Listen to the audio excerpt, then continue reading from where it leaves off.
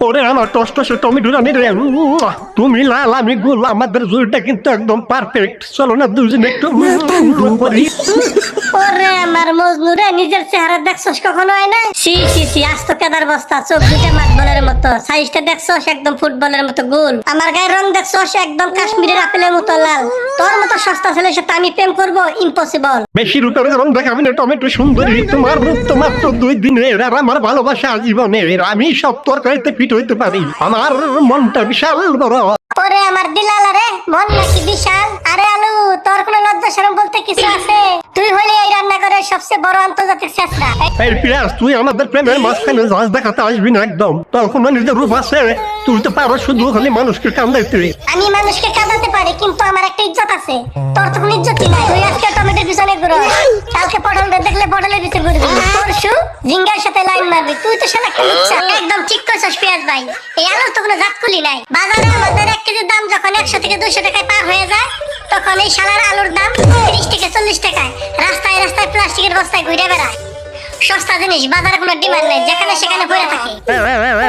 তোরা সবাই মিলে আমার নিয়ে ঠাট্টা করতেছ, আমি সবার সাথে সহজে মিশা যাই বলে আমি খারাপ, আমি সবার সাথে মিশা যাই বলে আমার কোনো দামই নাই, তোরা সবাই দামি হয়েছ, মনে মায়া নাই। বেশি নাকামি করিস না আলু, কাল রাতে দেখছিলাম তুই ওই পাশের পচা বেগুনটার সাথে ইডিস পিডিস করতেছিলি। সি সি সি, তোর ক্যারেক্টার এত ঢিলা, ওর সাথে যে প্রেম করবে সে তো পরের দিনই পথের ভিখারি হবে। এই চুপ কর তোরা, হারামজাদার দল, সবটি মিলে লাগছে একটা আলু লগে, নিরীহ আলু বাইরে সবাই মিলে অমার করতেছে। আলু ছাড়া আলু চলে, সকালে নাস্তে আলু, দুপুরে গরুর মাংসের সাথে আলু, সব জায়গায় আলু, আর তোরা সবাই মিলা আলু ধরে কি জ্বালান না জ্বালান ঝগড়া করতেছ। থামা।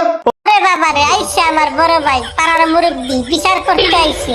আপনি যা আলুর এত দালালি করতেছেন গতকাল দুপুরের কথা মনে আছে? হ্যাঁ, কি হয়েছিল? গতকাল দুপুরে তো আমি শুধু রান্না করছিলাম।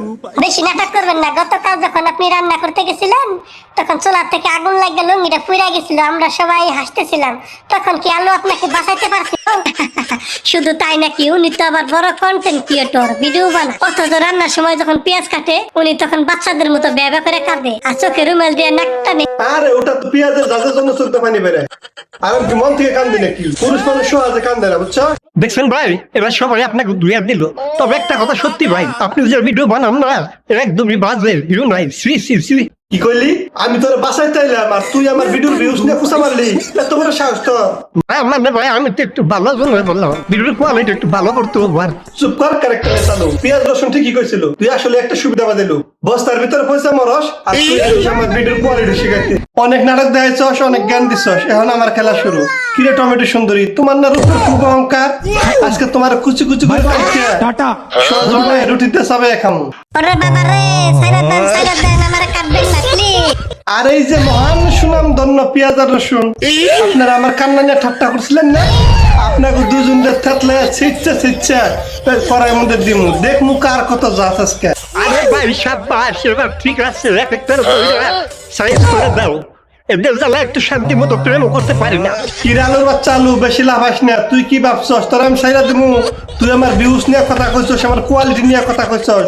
তোরা আমি গরম পানিতে সিদ্ধ দিয়া ভর্তা বানাইয়া সরিষার তেল মাখাইয়া কসলিয়া পরে খাম গরম ভাত দিয়া।